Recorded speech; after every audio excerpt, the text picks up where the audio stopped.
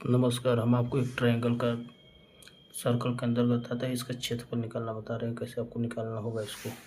इसमें दिया है कि एक त्रिभुज में समकोण बनाने वाली दो भुजाएं 3 सेमी और 4 सेमी लंबी त्रिभुज के परिवृत्त का क्षेत्रफल क्या होगा। पहले आपको परिवृत्त समझना होगा। परिवृत्त किसे कहते हैं। जैसे मान लीजिए कोई वृत्त है, ये मतलब वृत्त हो गया। इसके अंदर एक कोण बना है समकोण।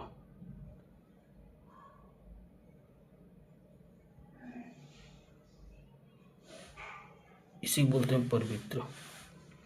इसमें पूछा कि एक त्रिभुज में समकोण बनाने वाली दो भुजाएं 3 सेमी हैं और 4 सेमी लंबी हैं। त्रिभुज के परिवृत्त का क्षेत्रफल क्या होगा। अगर वृत्त का क्षेत्रफल पूछे तो हमें 11 आता है। 11 मतलब ये परिवृत्त पूछे तो उसका पाई आता है। पाई मान 22/7 होता है। और 22/7 होगा तो 22/7 मतलब पाई बराबर 22/7 आता है। इसका क्षेत्रफल निकालना होता है तो 11 का मल्टीपल चेक कर लेते हैं। पर इसमें 22/7 नहीं था, डायरेक्ट पाई को वैल्यू दे दिया है। इसका सूत्र, इसको कैसे लगाएंगे इस सवाल को। इसमें दिया है कि राइट ट्रायंगल है, ये 3 दिया है, बेस 3 दिया है, मान लीजिए ए बी सी, और लंब 4 दिया है। तो यहाँ से हम इसको कर्ण निकालेंगे। कर्ण कितना हुआ, ट्रिपलेट है 3 4 5 का, ये 5 है। अब इसका रेडियस निकालने के लिए, इसका होता है परिवृत्त का रेडियस निकालने के लिए हाइपोटेन्यूज, मान लीजिए ट्रायंगल ए बी सी समकोण है। तो इसमें हमको त्रिज्या निकालने के लिए क्या होगा। त्रिज्या निकालने के लिए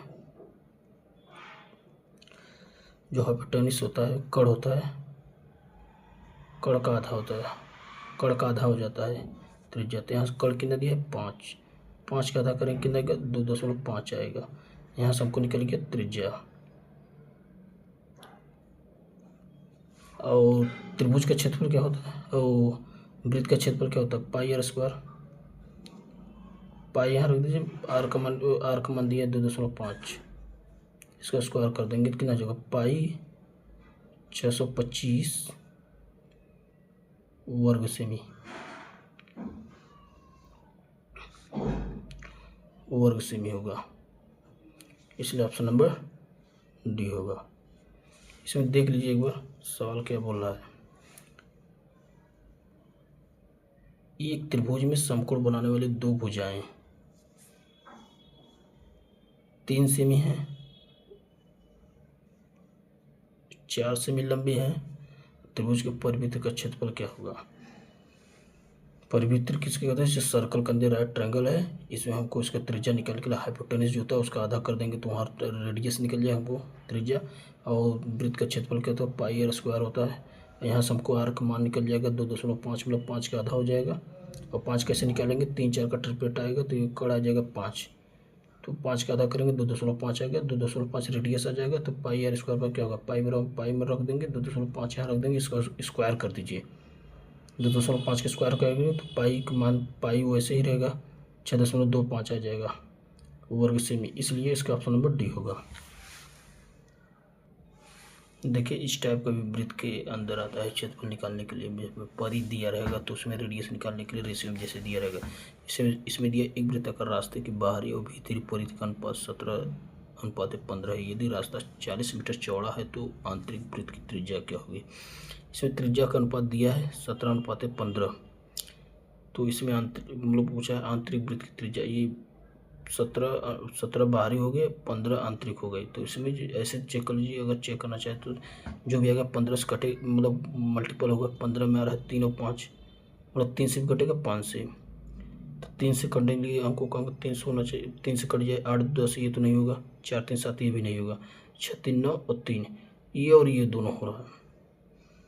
और इसमें हमको तो कंफर्म नहीं कर सकते कौन सा होगा, क्योंकि दोनों कट रहा है 3 और 6 से, और 3 और 6 9 इसमें कट रहा है और 3 इसमें आ रहा है। तो इसको लगाएंगे कैसे। और जो रास्ता होता है, रास्ता जो चौड़ा होता है वो बाहरी और रास्ते की चौड़ाई जो होती है वो जो बाहरी और भीतरी त्रिज्या का अंतर के बराबर होता है।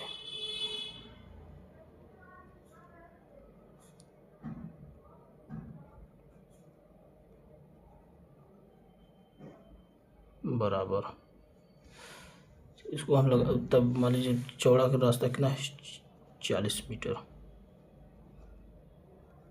इसका जो वो अनुपात दिया है 17:15, इसका अंतर कितना आएगा 2।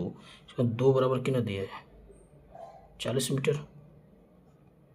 एक बराबर कितना हो जाएगा 20 मीटर। एक बराबर 20 हो जाएगा। तो जब 20 आ जाएगा एक बराबर तो यहाँ से हम निकाल लेंगे। तो 15 बराबर क्या होगा 15 में 2 को गुणा 20 का गुणा कर देंगे कितना आ जाएगा 300 मीटर। क्योंकि भीतरी पूछा है अंतर वाला इसलिए ऑप्शन नंबर डी होगा।